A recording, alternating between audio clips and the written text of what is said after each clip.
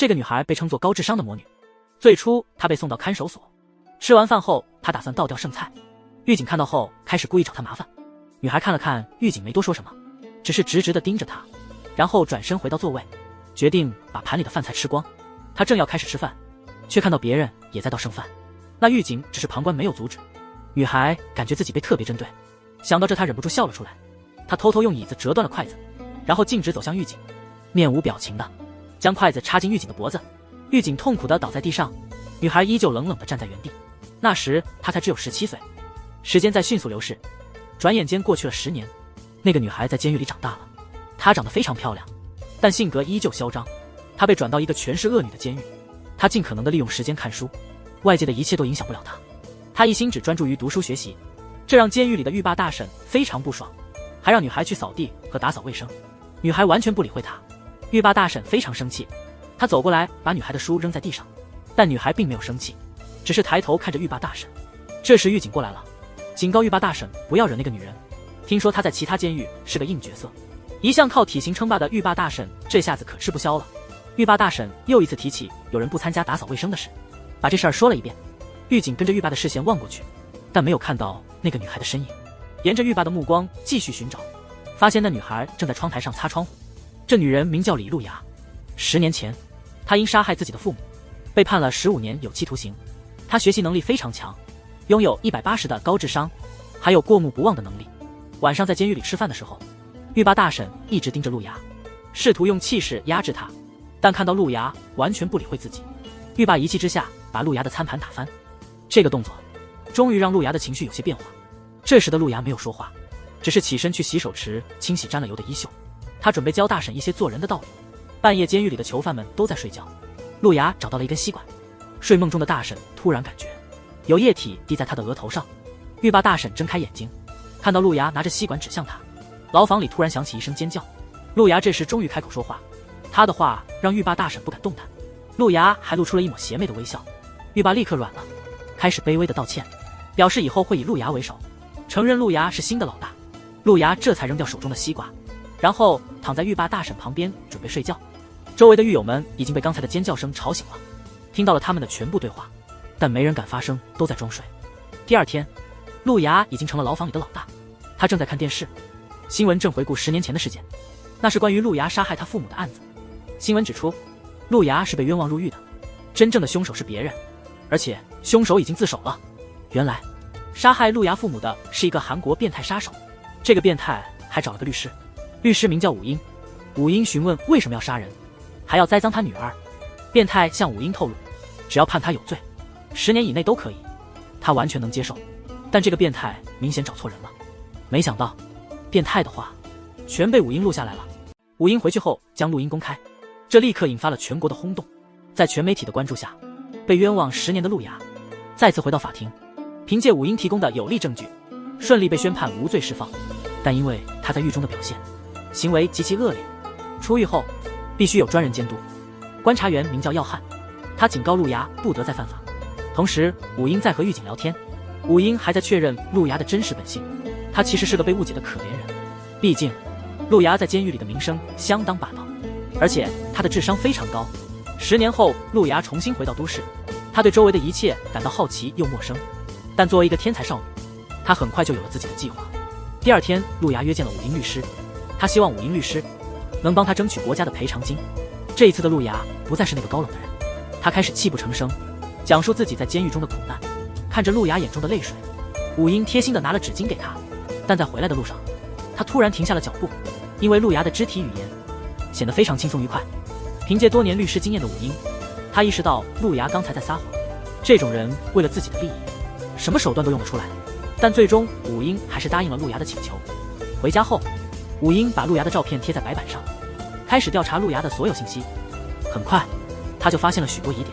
露雅已经准备开始行动，他乘车前往韩国最大的赌场，先到了一个高档的回收店，自称是警察，告诉老板最近有赃物流出，需要进行盘查。这可把老板吓坏了。露雅让他拿出上半年的账单，他凭借过目不忘的能力，快速记下了账单上的内容，一字不漏的全记下来了。然后他装作看不懂老板的账本，自己掏出一本小本子，开始和老板对照账目上的物品。老板核对完毕，果然发现这些物品确有其事。陆牙说这些都需要带走做进一步调查。就这样用同样的方法，他弄到了一堆高级服装和名牌包包。陆牙拖着这些东西走进了洗手间，出来时已经换上了华丽的衣服，然后他大摇大摆地进入了赌场。正如他所说，他来这里并非为了赌博，而是为了行骗。由于自己没有资金，他找到一对富有的情侣，告诉他们自己能帮他们在赌场大赚一笔。他们半信半疑地试了试，买了一些筹码，让陆牙帮忙下注。陆牙依靠自己超长的智商和过目不忘的记忆力，根据荷官的牌面信息，计算出胜率最高的赌注后开始下注。不一会儿就赢了一大笔，这引起了赌场管理层的注意。工作人员上前要带走陆牙，他解释说自己是帮那对情侣玩的。可当情侣看到这种情况，立刻背叛陆牙，声称不认识这位美女。工作人员只好把陆牙带到贵宾室，并且把赢来的筹码全部换成了现金，还额外多给了钱。因为赌场没发现陆牙作弊，多给的钱是为了让他离开赌场，并且警告他以后不要再来这里玩。毕竟陆牙这牦牛，赌场不出几天就得破产倒闭了。短短3天，陆牙就从一穷二白变身成了身家过亿的富婆。赌场离开后，他找了个跑腿小哥，让他把几件衣服和包包分送到几家店里，还特意叮嘱小哥转告店家，感谢他们的配合。陆牙回到住处时，观察员耀汉已经等了很久，一整天都没看到陆牙，他还以为他又去干什么坏事了。耀汉坚持要陆牙打开他的包，陆牙说包里都是自己的衣服，但耀汉就是不信，坚持要动手检查。这时武英突然出现，斥责观察员侵犯了陆牙的隐私，并用一法律术语给耀汉上了一课。原来陆牙聘请了武英做他的私人律师，无法反驳的耀汉只好把包交给武英，然后很有眼色的走了。他刚走不远，武英就打开了皮包，陆牙还想阻止，但一不小心包里的现金全都洒了一地。看着地上的一堆钱，武英一时间呆住了，脑子一片嗡嗡声，好一会儿才回过神来。他们随后去了一家咖啡店，武英问陆牙这钱到底是怎么来的。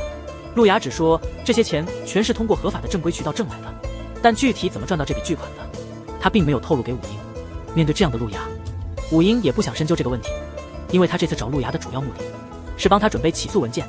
被冤枉入狱10年，政府的赔偿金是必须要有的。第二天一早，银行刚开门，武英就带着陆牙把这笔巨款存了起来，但只给陆牙留下了1万韩元的生活费。陆牙并没有生气，对他来说赚钱实在是太简单了。随后他带着陆牙去了手机专卖店，为他挑选了一部新手机和一个号码，这样以后联系起来方便。之后两人一起吃了午餐，餐桌上气氛看起来不错。武英突然对陆牙说，这句话让陆牙意识到面前这位律师并非寻常人。武英其实已经猜到了真相，现在坐牢的那个人只是个替罪羊，真正杀害他父母的是韩国的一个顶级财阀。陆牙出狱后自然打算对这个财阀采取行动，但在行动前他需要先解决一个麻烦，观察员耀汉。因为陆牙缓刑期间的一切行动都需要向他汇报。耀汉得知陆牙有了电话后，强迫他打电话给他保存号码。陆牙一副无所谓的态度，直接选择离开。耀汉却坚持必须第一时间接听电话，否则就要去堵他家的门。陆牙没办法，只好联系自己的秘密小队，让他帮忙追踪耀汉的手机位置。陆牙想知道耀汉的实时位置，眼镜妹是个顶级黑客，只用手机号就能查到耀汉的所有个人信息，然后向他的手机发送了一条短信，短信里包含一个网址。他连想都没想就点击了链接，链接需要访问手机的定位功能，一旦同意他的位置，就彻底落在陆牙的掌控中了。陆牙还安排人盯着耀汉，看看他每天都在忙些什么。耀汉是个非常负责任的人，他负责的缓刑犯也不少。有一天，一个小偷正在偷车，出狱后就归耀汉负责。这家伙难以改变，竟又回到了老本行。耀汉恰好看到了这一幕，但他没有上报这个偷车行为，反而让小偷把自行车还回去。这一幕正好被陆牙派来的人发现了。耀汉不解地问小偷，为什么还要做这种事？小偷却说还是想回监狱，那里不仅全是高端人才，说话还特别有礼貌。到了晚上，陆牙突然出现在耀汉面前，一出现就把他吓了一跳。然后陆牙拿出白天拍的照片，递给了耀汉。这傻小子竟然还惊讶于自己上镜的样子。另一边，武英律师去了监狱，探望杀害陆牙父母的凶手，试图从他口中获取一些关于陆牙的信息，并表示要为陆牙争取赔偿。他要求政府赔偿他10亿，如果他真拿到了这笔钱，等到这事儿不再是热点，那时你上诉也没人再关注了，而且真凶很可能会让你在监狱里消失。武英还自认为口才无敌，已经差点让那变态凶手心软，以为能让他吐露真相，没想到反被打脸。出乎意料，她原是韩国最有天赋的年轻少女，年纪轻轻就备受瞩目。可在一次和父母露营时，父母惨遭杀害，命丧火海，女孩就站在火旁无助，警方直接将她逮捕。她拥有180的高智商，虽然她没杀父母，她竟承认自己是凶手，因为她打算复仇。就这样，她在监狱中度过了10年，直到一个过度共情的律师发现了真正的凶手，这才让路牙提前出狱。出狱后的路牙利用自己的智商，在赌场开始赚钱，赚得盆满钵满，还让曾帮助过自己的律师武英成为自己的私人律师。有一天，武英在调查路牙和凶手的关系，试图找出一些联系。在剧情的安排下，真的找到了一些线索。那个变态凶手之前是财阀集团的员工，路牙小时候因智商高，在学习和生活上得到了那个财团的资助。现在的路牙穿着名牌，来到了一家医院，准备对付那个变态。杀害他父母的李教授就是这个医院做的手术。现在财阀的李教授正在这家医院住院，这家医院其实是他们财阀的大本营。他先走到前台，问了问李教授住在哪个病房，前台还问路牙有没有预约。路牙立刻提高声音20分贝，大声抱怨自己一大早从国外赶回来，周折劳顿都没休息，就来看望李教授。结果你们告诉我，没有预约就要把我赶出去吗？路牙的声音一下子引起了大厅众人的注意。这时另一名前台员工笑脸迎向路牙，路牙一眼就看出这人是刚才那个前台的上司。为了平息路牙的不满，只好把李教授的房卡递给了路牙。路牙随后去了医院的更衣室，换上了护士服。这时武英突然给路牙打电话，但路牙直接挂断了电话。武英感到事有蹊跷，他赶紧查了查集团总部的前台电话，并询问前台今天有没有一个叫路牙的女人来过，还发了路牙的照片给他们。前台说这个女人已经来到医院了。武英这才明白发生了什么。路牙先是随便找了一间病房，按了紧急呼救按钮，把护士们都吸引走了。然后他来到护士站，查到了处方药剂的保险箱密码，接着从保险箱里取出了几瓶普通护士看不懂的药剂。就这样毫不犹豫地走进了李教授的病房。看着床上半死不活的李教授，路牙摘下了他的氧气罩。那一刻，路牙突然想起了10年前那场火灾中蒙面人就是杀害他父母的凶手。说罢，路牙不再理会武英，直接向输液瓶里注射药物。武英见状无计可施，只好把路牙按到地上，这让路亚非常气愤。而此时的医院已经一片混乱，武英趁乱带着路亚快速离开医院。出来后，他问路亚为什么要暗害李教授？难道他也参与了当年的谋杀吗？面对武英的质问，路亚没有直接回答，只是说你今天虽然阻止了我，但你现在也成了我的帮凶。所以武英，如果你还想继续做我的律师，就别多嘴，好好做你应该做的事。不久之后，路亚申请的国家赔偿案件开庭了。他本以为这只是个形式，结果拿到赔偿金就好。他万万没想到，武英竟在法庭上告诉法官，目前监狱里的凶手准备提起上诉，所以他建议等凶手的上诉结果出来后，或是等路牙原定的15年刑期结束后再做出裁决。毕竟在真凶未落网前，不能草率地做出决定。这事关如此重大的国家赔偿，法官听了也是一愣一愣的。此时的路牙不知是该生气，还是想直接对武英下手。等路牙回到住所后，他心里骂着这个无耻的武英，竟然还主动给路牙打电话了。武英提醒他千万别再冲动行事。挂断了武英的电话之后，路牙的手机收到了一条短信，短信里只有简单的2个英文词：武英需要定期进行心理治疗。他突然想起小时候见过路牙，医生却告诉吴英，那时候你们都还是孩子，现在的路牙是什么样的人，你应该心里有数，建议你只管好自己，暂时别想其他的，否则可能影响治疗效果。而路牙因为自己的缓刑，再次成为观察员，正在被要汉密切关注。毕竟要汉手里有路牙的把柄，正在千方百计讨好他。这时，路牙注意到有个男人在偷拍他。男人被路牙发现后，假装若无其事地移开了手机。过了一会儿，那男人去洗手间解决个人卫生。当他刚走到洗手间门口，路牙趁他没有反应过来，直接拿起他的手机就走了。走进女厕所，路牙成功解锁了手机，在手机文件夹里发现许多私密视频。这时石耀汉也赶到了，大声喊叫着说他已经联系了路牙的私人律师武英，武英已经在警局等他们了。路牙随后打开了厕所门。就这样，路牙和偷拍狂一起去了警局。武英在一旁了解情况，警察询问他们争执的经过，路牙抢着跟警察说，他说自己拿了对方的手机。一听路牙提到手机，偷拍狂心里直接慌了，心里直接慌成一团，跟警察说根本没那回事，只是自己从厕所出来时不小心被路牙绊了一跤，这种小事不值得浪费警察的时间。他还声称他不会因为被绊倒追究路牙的责任，说自己去医院检查下就好。然后他们3个人陆续离开警局。偷拍狂竟然想直接抢陆牙包里的手机。武英也不是吃素的，一招小擒拿就把偷拍狂甩开了，疼的那家伙直接在地上躺好。偷拍狂气愤地问陆牙，怎样才能拿回自己的手机？这时陆牙收到了一条搞定了的短信，他把武英的名片扔给他，如果还想拿回手机，明天自己联系武英来取。武英开车带陆牙离开，两人又回到了之前做义工的地点。现在为了安全，他肯定已经把这些照片全部备份到了网盘里。他之所以拖延时间，是为了彻底掌握这个偷拍狂的所有视频。武英还和他推理了一番，当偷拍狂意识到这些偷拍的东西可能会被发现，他会立即回家开始备份这些照片。这时候陆牙已经找了黑客朋友帮忙，一旦偷拍狂有所行动，黑客就会介入，删除所有的影像资料。如果他还有其他的备份，比如手机或硬盘，任何能连上电脑的设备都会被黑客控制，到时候就能控制一切，可以让他的家人知道他做的这些龌龊事，也可以让这个偷拍狂背叛，把所有涉案的人一并送到警局。陆牙讲完后，武英并不赞同他的做法，反而告诉陆牙这样是违法的。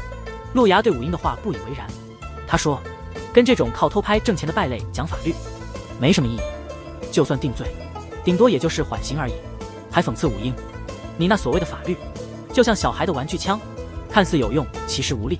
武英还想继续教训他，可牙跟陆牙就是不给他这个机会，然后转身就走了。武英回到家后重新翻看了手机里的内容，看到那被偷拍的女生在视频里苦苦哀求，可那偷拍狂的回复完全没有人性，即使收到了赎金也没打算删掉照片，他根本没想过要把视频全删掉。武英有共情障碍，看这些实在受不了。第二天，那个偷拍狂按约来到武英的律所，来取回自己的手机。武英这时拿出了一个录音笔，还告诉偷拍狂现在的对话需要录音，你同意吗？偷拍狂没想到会这样当场就爆发了，质问武英是不是傻，我凭什么要配合你录音？现在立刻给我手机，否则就连你和那个女孩一起告上法庭。面对偷拍狂如此嚣张，武英只好把手机还给他。武英本想劝他自首，让他自己去自首，把偷来的照片删了，本以为事情就此结束，但没想到偷拍狂竟然理直气壮的很完全不配合。武英无奈只好找陆牙帮忙，让陆牙介绍一个黑客朋友给他。武英从没想到眼前这个妹子竟是个黑客高手，聊天过程中才知道妹子的名字叫多，原来她是陆牙以前的狱友。武英也明确表达了自己的意图，希望能删掉那些偷拍照片。陆牙上级收到了一条短信，几分钟后又收到一个地址，他忍不住好奇心回拨过去，结果是个空号。随后他就去了那个地址，地址是一个地铁站。在储物柜上输入密码之后，只见里面放着一个精致的礼品盒，打开礼品盒，居然是陆牙父母当年被绑架的照片。那些封存的记忆瞬间涌现，画面突然回到了10年前的一个夜晚，几个人在陆牙面前杀害了他的父母。此时关押在监狱中的凶手收到了一张纸条，他原本还一脸无所谓，突然表情僵硬，就像便秘了一样。上一集陆牙收到短信之后，过了几分钟，他又收到了一个地址，忍不住好奇心拨打过去，却发现是个空号。他按照短信的指示来到了那个地点，按短信里的指示打开了一个储物柜，发现里面只有一个精致的礼品盒。打开礼品盒，居然是陆牙父母当年被绑架的照片。短暂失神后，陆牙小心地将礼盒打包好，离开了地铁站。在等红绿灯时，他仿佛看到了小时候的自己。回到家后，发现家中水管爆裂，混乱一片，他的房间也受到了波及。陆牙只好去找武英求助，掏出了5万韩元，想在那里住一晚。进了房间，武英的眼神让陆牙感到不自在，武英突然变得非常显眼，陆牙只好坐在沙发上，开始四处张望。他终于来了一招，用对方的计策反击对方。这时陆牙注意到武英正在处理一个保险诈骗案件，为了消磨时间，陆牙开始询问案件的详情。他从武英那里得知，原告把孩子托给了可信的挚友领养，但不幸的是孩子溺水身亡了。现在的问题是，养父母的亲戚从事保险业务，尽管保险公司已经赔付了保险金，但这钱都给了养父母，而亲生父母拒绝和解，他们不在乎钱，只想找出事情的真相。陆牙觉得这家人真是另类，他不认为这种诉讼有任何实际效果，应该找别的方法来解决问题。武英不同意陆牙的看法，他觉得作为父母肯定是出于好意。武英的话让陆牙想起了自己的父母，小时候的他也是被人收养，而他的亲生父母却惨遭杀害。他翻看了那起诈骗案的案卷，似乎做出了某个决定。第二天一大早，陆牙一边吃苹果，看到武英出门还分给他一个，说这是昨晚住宿的费用。武英纳闷这苹果是哪儿来的，吓得他赶快开门查看，果然家里最红的3个苹果不见了。无奈之下，他上班前又买了一份，作为对邻居的补偿，但陆牙叫住了他，让他别这么拼命工作，指出即使上了法庭，也不可能查清所有事情的真相，吐槽说只有软弱的人才会这么做，才开始相信韩国的法律制度。武英还说，这些法律在创立之前，人们就已经开始承认，这标志着人性本恶的观念起源。武英对陆牙说，自古以来很多人都会私自报仇，结果遭受了无数波折，这就是法律产生的原因。陆牙觉得武英有点傻，却又挺可爱。陆牙认为现在解决问题的最好办法就是以牙还牙。他还说自己有杀手的联系方式，如果以后遇到复杂且需要共情的案子，就不用那么痛苦纠结。但武英显然不想再谈这个话题。他对陆雅说，在他的住处修好之前，可以一直住在这里，如果需要的话，他可以暂时搬出去。看着武英上班离开的背影，陆牙嘴角露出一抹邪魅的笑，他似乎又在盘算什么。陆牙随后找到了多珍，让他帮自己一个忙。在一家幼儿园里，一个调皮的孩子正在和妈妈讨价还价，要求吃烤肉外加买游戏机，还说家里不是挺有钱的吗？听到这话，他妈妈环顾四周，然后蹲下来低声跟孩子说，只要不提保险的事。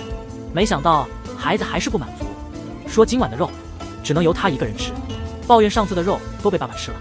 说完他还用力打了妈妈一拳，这让旁边的家长都惊呆了。原来今天是幼儿园开家长会的日子，院长请来了一位重磅嘉宾。这位嘉宾不仅是儿童心理学博士，还联合了多个单位，成立了专门处理儿童心理问题的机构。在家长们热烈的掌声中，身着白衣的陆牙站上了讲台。刚被院长介绍过的陆牙，无疑这是陆牙请多珍干的一桩善事。陆牙自我介绍后，他的目光落在了之前一个孩子的母亲身上。他提到自己刚才在幼儿园门口看到的一幕，那位老母亲的尴尬表情就像便秘一样。陆牙指出，孩子不仅食欲不正常，还非常自我中心，喜欢用一些带有暴力倾向的言语和词汇。但陆牙话锋一转，表示这些只是普通人的看法，而在他眼中，这些都是天才的特质。家长会结束后，陆牙直接找到那位母亲，毫不避讳地询问他儿子的近况，提到他最近经历了一次濒死体验，对吧？母亲听后非常惊讶。陆牙趁热打铁继续说，这是孩子人生的一个重要转折点。那天晚上，孩子的母亲就邀请陆牙到家里做客，他们希望自己的儿子能成为超级天才。但陆牙提出了一个条件，从现在开始，家里发生的任何事都要如实向他汇报。尽管这个要求有些过分，但想到儿子将来可能堪比爱因斯坦，母亲还是硬着头皮同意了。与此同时，武英还在加班整理案卷资料。突然他收到了当事人发来的短信，感觉不对劲，他赶忙离开了律所。他的老母亲因为儿子的死已经陷入了极度的悲痛之中，正在准备上吊自杀的时候，武英及时赶到，推开了门。老母亲看到武英来了之后，心情更加崩溃了。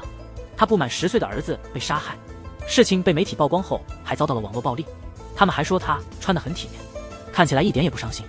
原来是他把孩子寄养在别人家，知道孩子死后有巨额保险金，他想要钱，但是网络的攻击让他痛不欲生。在失去孩子后，这位母亲想要结束自己的生命，最初是因为家贫，把儿子送人领养，这让他感到非常自责。如果当时能再坚持一下，也许就不会发生这些事了。身为共情综合症患者的武英对这位女士的痛苦深感同情，他想要上前安慰她，却看到桌上刚写好的遗书。武英踉跄地走了出来，准备拿出共情症的小药丸，但下一秒悲痛充斥了他的全身，让他直接晕倒了过去。晕倒的武英梦见了自己的母亲，恍如回到了母亲离开的那个雨夜。母亲拖着重重的行李箱准备离家，回头深深地看了自己的儿子一眼。武英攥紧拳头说，别担心。母亲听了这话，冒着大雨冲出了门外，从此再也没有回来过。许久之后，武英终于在医院醒过来了，原来是耀汉把他送到医院的。耀汉找不到陆牙，所以才去找武英，想要了解一下陆牙的近况。确定武英没什么大碍后，他们准备离开医院，但出了点意外。当耀汉知道陆瑶在武英家时，决定不请自来去看看。到了武英家，结果被拒之门外，这让武英头都大了。武英一进门就看到陆瑶，真是目瞪口呆。陆瑶正坐在一堆现金上，这位母亲因为在街头举牌抗议，结果遭到了键盘侠的网络暴力，最终无法承受网络的压力，看了最后一眼儿子的照片，他打算自杀去找儿子。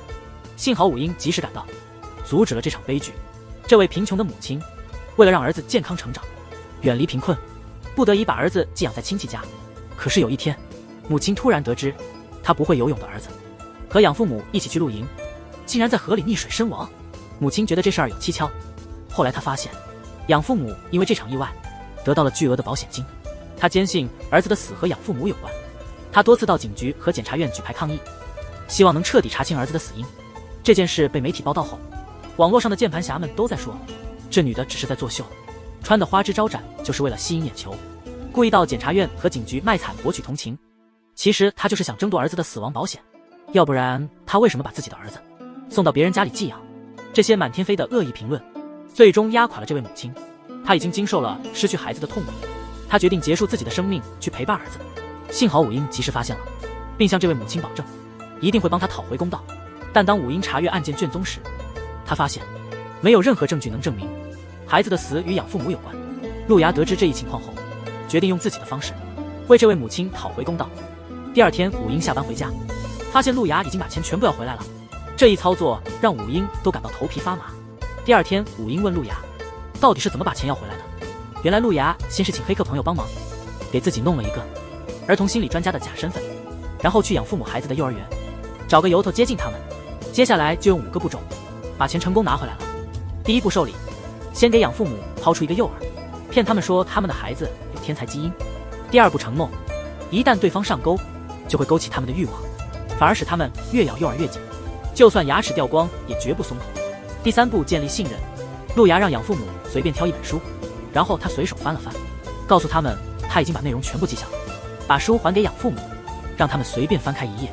陆牙竟能一字不差地背出那一页的内容，养父母对此感到非常惊讶。他还说自己只有爱因斯坦12%的智商，你们的孩子将来一定比我厉害。第四步，夸赞他们儿子的天赋，然后陆牙告诉养父母，孩子智力的开发窗口期非常短暂而珍贵，如果不抓紧时间开发，很可能很快就变成普通人。接着他向养父母展示了几个教育机构的成果。第5步，收割成果。此时养父母已完全信服，坚信自己孩子的智商可与爱因斯坦媲美。为了让孩子接受更好的教育，他们甚至愿意倾家荡产。陆牙说自己虽然认识几家机构，但价格不菲，而且报名的人已经排了100多，你们可能没机会了。养母还询问了学费大约多少，养父母听后几乎气得吐血。陆牙继续说，这机会难得，一旦错过就没有了。最终他们用孩子的死亡赔偿金来支付。当武英知道这一切后，他竟然还觉得陆牙完全就是个骗子，一边说着一边把钱收拾起来，准备带到警局去报案，嘴里还不停地指责陆牙，谴责他的诈骗行径。陆牙掏出一部手机扔在钱堆上，说养父母绝对不会报警，让武英先看看手机里的视频再做决定。但武英提到陆牙还在缓刑期间，完全没有理会陆牙的劝说，拿着钱直接开车去警局。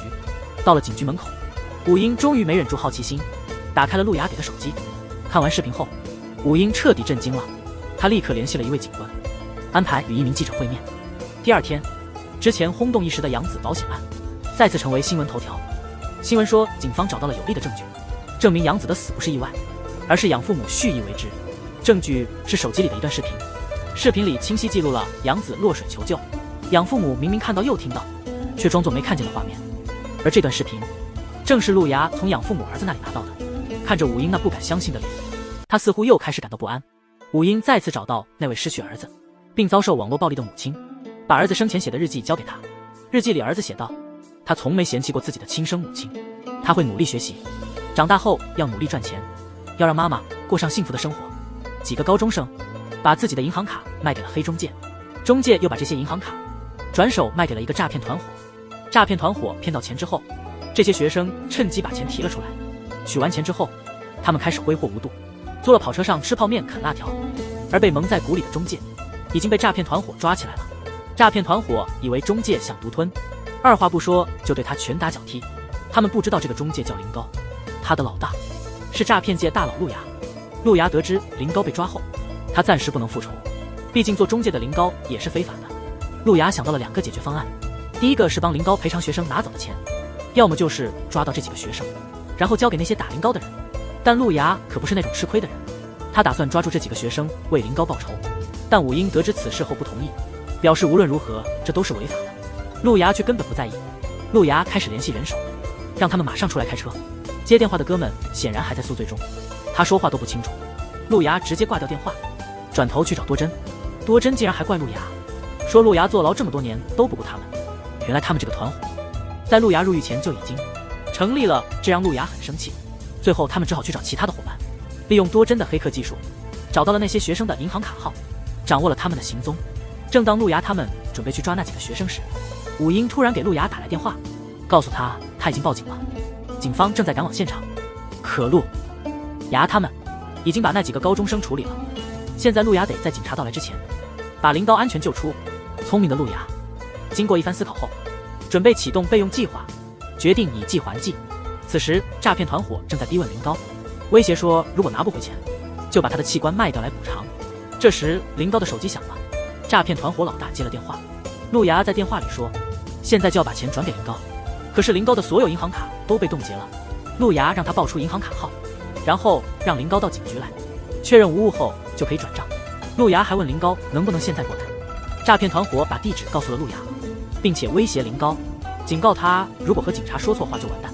但林高心里其实乐开了花，他知道这是陆牙来救他的计划。没多久，一辆警车来接林高了。原来接他的警察也是陆牙的伙伴假扮的。安全救走林高后，陆牙又有新计划了。他又联系了诈骗团伙，林高已经确认过了，没错，现在需要你给个银行卡号。诈骗团伙二话不说，直接就把银行卡号发了过去。此时团队里的多珍已经开始行动。当诈骗团伙看自己手机的时候，手机上弹出了一堆银行发来的短信，提示银行卡里的金额有变动。他正准备打开看具体情况，这时又接到一个电话，还是陆牙打来的。他假装自己是银行员工，假装很焦急的问诈骗团伙是不是收到了检察官的电话，还说有人要给你打钱。陆瑶说那是诈骗电话，千万别上当。他还问是否已经把银行卡号告诉对方了，并说你账户里的钱正以每分钟1000万的速度被转到其他账户。诈骗犯看了手机短信，真的是每分钟都有资金流动的消息。这时候他头都懵了，赶紧问陆牙现在该怎么办。陆牙发了个链接给他，让他赶紧点击进去操作转移手续，要不然几分钟内他的钱就都没了。他赶紧回到车里进行实名认证。等他把所有资料都上传好之后，多珍没用几分钟就把他银行里的钱全取出来了。等到一切尘埃落定，陆牙再次装成检察官，给诈骗团伙打电话，告诉他们钱已经全部转到你指定的账户里了，每分钟赚了1000万韩元。这傻憨憨一看手机就定神了，脑子里嗡嗡作响，先前的资金变动短信竟全是钱转进来的通知。他现在总算反应过来了，刚才那个自称是银行的才是真正的诈骗犯。他赶紧带着小弟去银行，可他所有的积蓄已经被陆牙全拿走了。陆牙把这些钱都还给了那些诈骗的受害者。一切结束后，武英才明白，陆牙虽是诈骗犯，但他专挑那些罪大恶极的人下手。陆牙和伙伴们会合后，让多珍查查武英到底在哪个警局报的案，可多珍却说压根没找到武英的报警记录。武英突然不请自来，气氛突然变得紧张。武英看到陆牙时，10多年前赤木财团举办选拔天才大赛，设立了巨额奖学金，第1名是李路牙，第2名是黑客高手多珍，第3名是角罗斯，第4名正躺在病床上。当时这些孩子们还以为将来能成为国家的栋梁，哪知道这是一个犯罪集团的幌子。表面上是高等学府，谁能想到学校地下还有个秘密基地。财团把这些天才少年训练成精英杀手。自从财团老大出事后，这群天才少年就被送回家了。可这些天才少年们始终无法忘记在这里遭受的非人折磨，晚上难以安睡，必须借助安眠药才能稍微舒缓，甚至半夜还会被噩梦惊醒。10多年的调查，他们依旧不知道财团会长是谁。这段时间里，赤木财团也进行了几次转型，他们只知道前任理事长过世后，眼前这位光鲜的张翠花接任了理事长的位置。此刻的他代表赤木财阀举办新品发布会。如今赤木财团不再忽悠天才少年，转而开始忽悠普通人。他所做的一切早已被陆牙领头的复仇小团队盯上。此时一条复仇短信发送到了陆的手机上，原来是陆牙之前想杀的老头自己死了。陆牙大步流星地走到葬礼现场，扔下一朵玫瑰花。原来这个老头是害死陆牙父母的凶手之一。陆牙转身就走，家属都不知所措。陆牙来这里其实是要确认老头是否真的死了。他刚走到门口，一个西装男子拦住了他，递给陆牙一个信封。原来老头想在临死前赎罪，把陆牙感兴趣的资料都交给他。陆牙拿到信封后打开，里面是几张照片和一些文件。原来这些都是老头留给陆牙的，刻意留下赤木财团的线索。陆牙看完资料后，开始打电话联系以前一起从赤木财团出来的伙伴们，准备开始接近照片里的人物。武英突然不请自来加入了伙伴集合，他表示自己也要参与进来。看来他已经下定了决心。原来在陆牙他们的天才选拔时，武英也是参赛的选手之一。他的共情综合症让他很自然地融入了这个团队。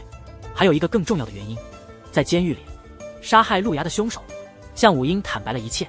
赤木财团曾承诺给他巨额安置费，帮他还清所有高利贷，因此他在监狱里一个人扛下了所有罪责。但现在赤木集团却不肯付钱。原来在杀害陆牙一家时，赤木的会长还亲自给杀手打电话，杀手不过是个收钱办事的小角色。武英对陆瑶的过去越发感兴趣，陆牙也恰好需要拿出自己在赌场赢的钱，用作这次计划的资金，所以陆牙毫不犹豫地让武英加入。第二天，陆牙和林高一起去工厂考察项目。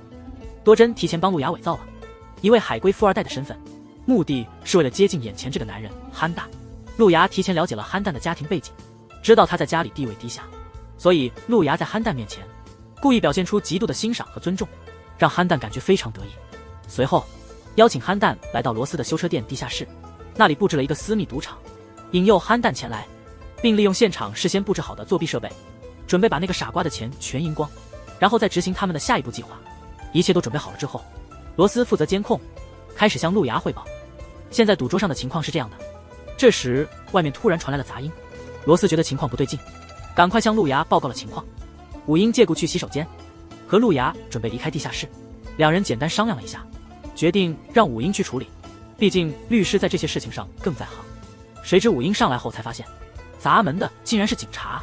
武英见状赶紧告诉陆牙，让他们赶紧从后门带走憨蛋。可陆牙说只有他能逃脱，其他人都逃不了，因为陆牙离开的时候已经把后门锁上了。看着陆牙这样做，武英的脑子一片混乱，但他也没办法。场景转到监狱里的一个律师，你不会想到绿凯的策略有多高明，竟然把智商180的陆牙玩弄于股掌之间，甚至把陆牙以前骗来的钱全都搭进去了。原来陆牙把临时搭建的赌场后门锁上之后，他就去了多真地书店，那里其实也是他们的一个聚集地。陆牙之所以这么做，是因为他到现在还不相信武英真的会站在他这边，想通过这次计划把武英送进监狱。本来应该在赌桌上的小弟们也回到书店了，还说是武英让他们先走的。陆牙这才意识到自己被武英给骗了。警察这边其实也没给他造成太多麻烦，他还镇定自若地说自己是罗斯的律师，然后把自己准备的另一个假窝告诉了警察，说第二天早上不到8点，武英就在路口堵住了陆牙，想弄清楚他这么做的目的是不是在测试自己的能力，还是趁机除掉一个碍眼的律师。陆牙平静地看着武英，正要说话，突然一辆警车驶来，警察一下车就说陆牙涉嫌教唆杀人，现在要立即逮捕他。虽然武英是律师，但这时候他也没办法阻止。警察把他们带到警局后，面对警察的提问，陆牙则一言不发，只是让警察帮忙叫自己的律师。武英到了之后，陆牙只是写了张字条，让他转给林高。字条上写着限量版左轮手枪，环境开发，放在高尔夫球袋中。林高一看字条就明白了陆牙的意图。此时陆牙已在警局被关了8小时，离临时拘留的最长时间还有40小时。虽然中途出了点小意外，但他的真正目的不是钱，而是和胖子夫人做了个交易。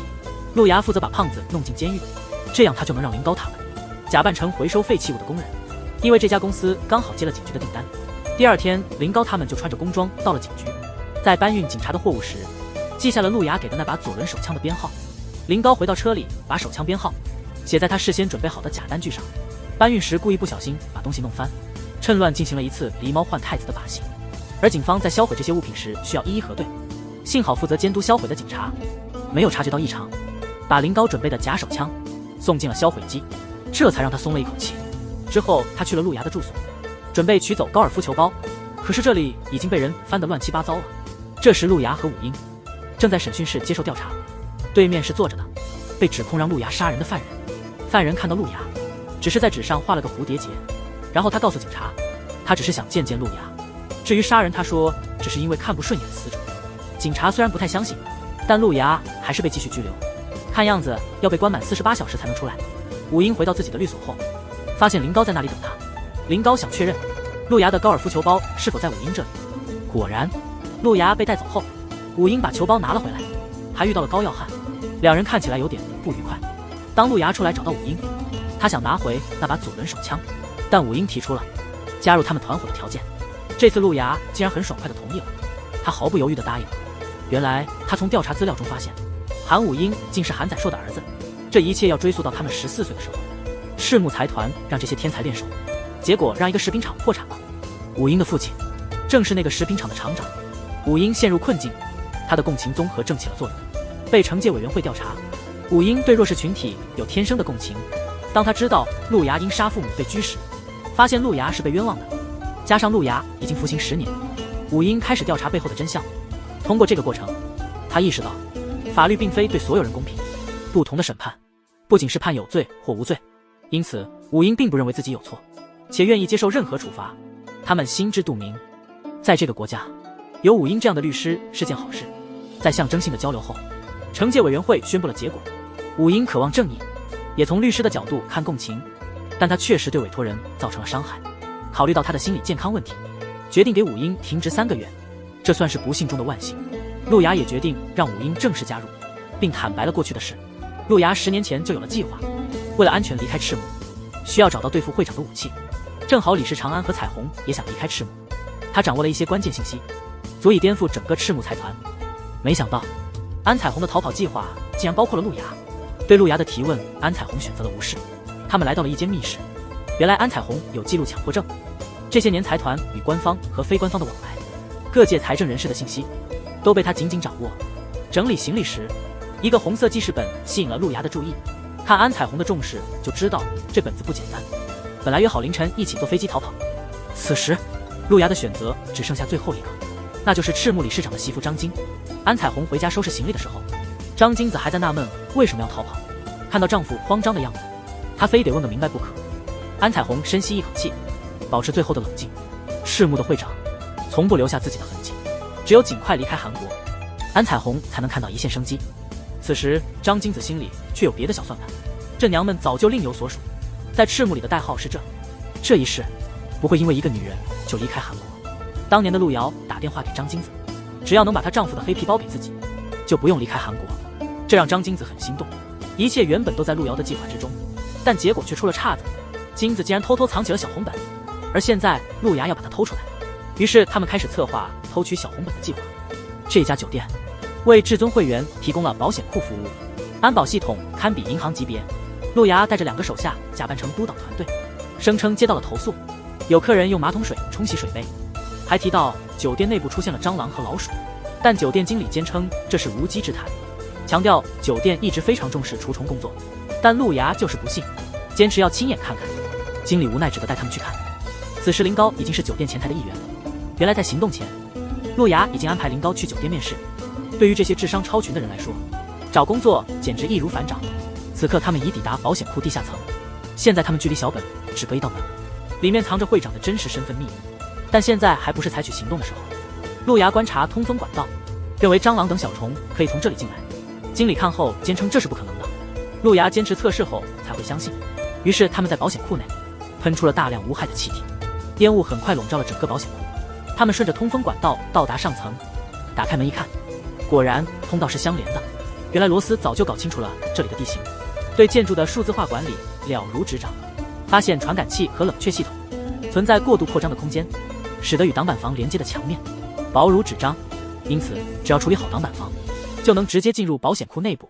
说起那时真是实时反应，我们几分钟内就准备好了除虫工作，只等着最后一堵墙行动时把它打碎。行动进行得非常迅速顺利，大家开始各司其职。多珍已经把所有的摄像头都准备妥当，可以替换成静止画面了。但现在出现了一个问题，那就是我们需要连上张金子使用的无线网络，或者直接把他的手机偷过来。当大家都束手无策时，武英主动请缨。武英很快就成功约见了张金子。现在我们只需要连到他办公室的无线网络，那就大功告成了。